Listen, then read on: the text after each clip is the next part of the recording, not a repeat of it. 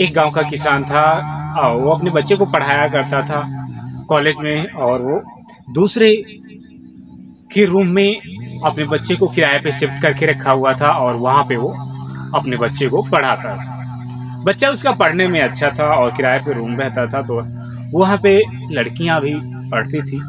बच्चा उसका थोड़ा सा संगत में पड़ जाता है और शरारती हो जाता है। यार दोस्तों के साथ में पढ़ करके अय्याशी यानी करने वो लग जाता है। कैसे करने लग जाता है और इसकी जिंदगी बच्चे की कैसे खराब हो जाती है, कैसे बच्चा पढ़ने वाला एक बिगड़ जाता है, आपको इस कहानी में नारेंद्र कहानीकार आपको सुनाते हैं। बच्चा पढ़ने वाला था, किराए के रूम में रहा करता था। किराए के रूम में फैमिली पूरी रहती थी जिसका रूम था, और वहाँ पे काफ़ी सारे रूम रहते थे। एक फैमिली आती है और फैमिली वहीं पे रहने लग जाती है। पढ़ने वाले बच्चे थे, पढ़ते थे, और एक औरत थी, नई लड़की थी, नई शादी हुई, इतना ज़्यादा कुछ नहीं था, पढ़ी लिखी थी। बच्चा वो शरारत डोरे डालने लग गई एक लड़के पे, पढ़ने वाले लड़के। लड़का भी उसके डोरे पे पढ़ने लग गया, लड़का भी उसके जाल में पड़ गया और लड़की भी उसके प्यार में पड़ गई। लड़की थी शादीशुदा, उसका पति भी था और एक बच्चा भी था।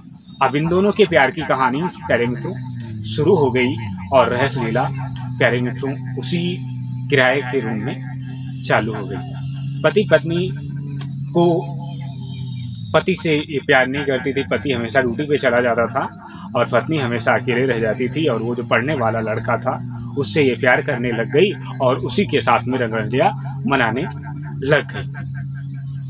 अब ऐसा हाल हुआ कि वो दोनों आपस में इतना ज़्यादा एक दूसरे से हिल मिल गए कि अब एक दूसरे के बिना जिंदगी को काटना इन दोनों का मुश्किल हो गया। और इस बच्चे ने अपनी पढ़ाई को भी समझ लो धीरे धीरे उसके प्यार के जंजाल में पढ़ करके छोड़ दिया। प्यार के जंजाल में पढ़ करके अपनी पूरी पढ़ाई को समझ लो छोड़ दिया। पैसे पिताजी से ले और खर्चा करे, खूब अयाशी करे, इधर उधर लड़की को घुमाए और वो जलवे दिखाए। लड़का पूरी उसकी ज़िंदगी समझ लो अब खराब होने को आ गई थी। पिताजी को ये बात धीरे धीरे पता चलती है, और जो उसके गांव का लड़का रहता था उसके साथ में किराए पे रूम पे, तो वो बताता है, गांव वाले लोगों को बताता है, तो गांव वाले लोग उसके घर वालों को बताते हैं। उसके पिता को बात पता लगती है तो उससे पूछते हैं कि हाँ रे क्या बात है, ऐसी बात है तो किसी औरत से वहाँ पे इसका लड़ाता है? तो बोले नहीं पिताजी ऐसी बात नहीं है मेरी, मैं किसी से इसका नहीं लड़ाता। हाँ फिर कैसी है बात है? बोला नहीं पिताजी ऐसी तो बात कुछ भी नहीं है, बताता नहीं है।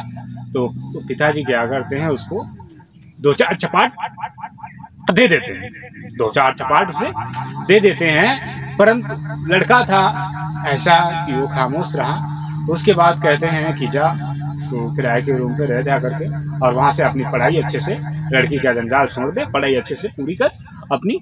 और वो कहते हैं तेरा रूम हम चेंज करवा देते हैं। रूम उसका चेंज करवा देते हैं, दूसरी जगह शिफ्ट करवा देते हैं। लेकिन जो प्यार का सिलसिला चालू हो जाता है वो रुकता कहाँ?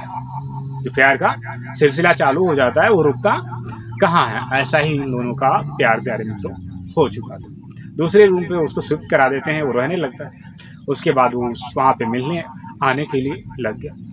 अब दोनों आपस में मिलने लग गए। अब दोनों की जिंदगी आपस में एक दूसरे से कनेक्ट हो गई।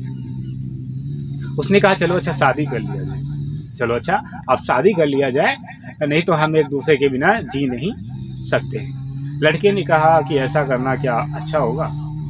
तो लड़की ने कहा हाँ अच्छा होगा। लड़की ने कहा कि नहीं तो मैं सभी को बता दूंगी। लड़के ने कहा चलो कोई बात नहीं है, हम लोग शादी कर लेते हैं। वो दोनों मंदिर में जा करके एक दूसरे को फेरा डाल करके और जो आपस में पति पत्नी दोनों बन जाते हैं। वो पत्नी जिसका बच्चा था, उस लड़की का बच्चा भी था, वो बच्चे को अपने पति के पास छोड़ देती है और वो उस लड़के के साथ में शिफ्ट हो जाती है। जब ये बात पता लगती है पिताजी को, पिताजी उसको देखते हैं और वो कहते हैं तूने ये क्या किया? पिताजी को गुस्सा आता है। पिताजी उसे घर से बाहर कर देते हैं, एक भी पैसा उसे नहीं देते, एक भी पैसा उसे नहीं देते हैं। अब उसकी हालत ऐसी हो जाती है कि दोनों की हालत ज़िंदगी समझ लो पूरी खराब हो गई। क्योंकि जब ज़िंदगी में पैसा ना मिले ना तो ज़िंदगी कैसी चलती है बिना पैसों की। आपके पास जेब में पैसा ना हो और आपको बोला जाए कि कुछ खा लो, खाने के लिए कुछ भी नहीं मिलेगा, ना रहने के लिए कुछ मिलेगा, ना तो कुछ मिलेगा। उन दोनों लोगों की ज़िंदगी कुछ ऐसी हो गई। अब उनकी हालत ऐसी हो गई कि वो पढ़ते थे, बीए फाइनल कर चुके थे, एमबीए में उनका एडमिशन करवाया था, एमबीए कर रहे थे। अब उस लड़की के चक्कर में पैसे जेब में एक भी नहीं बचा। क्या करना पड़ा उनको? लास्ट में किराए पे रूम पे रहने लग गए और लास्ट में उनको ईंट गारे का काम, मजदूरी उनको करना पड़ा। धूप में जहाँ लगे सर में एक धूप, वहाँ काम से भागे। फिर पैसे ना मिले, फिर दोनों लोग भूखे मरे। पैसे ना मिले, फिर दोनों लोग भूखे मरे। अब घर भी नहीं जा सकते, ना उधर जा सकते। पिताजी ने कहा जो तूने किया वो तो भुगत। लड़की भी क्या करे? लड़की ने जो किया वो लड़की भुगत रही, लड़का ने जो किया वो लड़का भुगत रहा। लड़का मजदूरी करने लग गया। धीरे धीरे कर करके जैसे तैसे उसने काम को पकड़ लिया और काम को पकड़ने के बाद लड़के की काम करने लग गया। उसके बाद लड़के ने अपनी ज़िंदगी को सोचा कि मैं अच्छा भविष्य बनाऊंगा। फिर मजदूरी करते करते वो बच्चा क्या करता है, मजदूरी कर करके अपना फिर से एडमिशन करवाता है और उस लड़की को भी साथ में रखता है। एडमिशन करवाने के बाद वो लड़का पढ़ने लग जाता है और काम भी करता है, पढ़ता भी है। और लड़का पढ़ते पढ़ते और वो फार्म निकलता है तो वहाँ पे अपनी फार्म को अप्लाई करते रहता है। और वो लड़का पढ़ लिख करके लड़का ट्रेनिंग करने लग जाता है, आर्मी में जाने की तैयारी करने लग जाता है। और वो लड़का जगह निकलती है और वो जाता है इंटरव्यू के लिए और उसका प्यारे मित्रों ज्वाइनिंग भी हो जाता है। और ज्वाइनिंग जब हो जाता है तो वो लड़की भी खुश होती है और लड़का भी खुश होता है, क्योंकि उसने मेहनत किया। बेसिकली अपने ज़िंदगी में चाहे जो कुछ भी किया, लेकिन मेहनत करके उसने पढ़ाई का पीछा नहीं छोड़ा।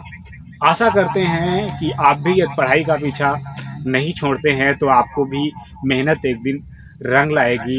वो फौजी बन जाता है और उसकी पत्नी जो है एक फौजन कहलाने लगती है।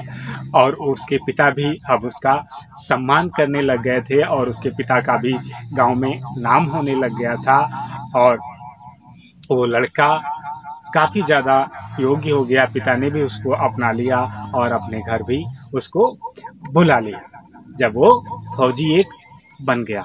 तो आशा करते हैं कि आप भी शिक्षा को नहीं छोड़ेंगे तो हाँ, एक दिन आपको भी सभी अपनाएंगे और आपका भी सम्मान करेंगे। जैसा इस लड़की ने अपनी ज़िंदगी में शिक्षा को नहीं छोड़ा, उसी प्रकार से आप भी शिक्षा को नहीं छोड़ते हैं तो आप भी इसी लड़के की तरह अपना संघर्ष कायम रखेंगे। चाहे मेहनत करना पड़े, चाहे कुछ भी करना पड़े, लेकिन अपनी ज़िंदगी को जो चाहा है वो मुकाम हासिल करके रहेंगे। ये ठान लो मन में, क्योंकि शिक्षा वो सब कुछ दे सकती है जो आप मन में ठानोगे।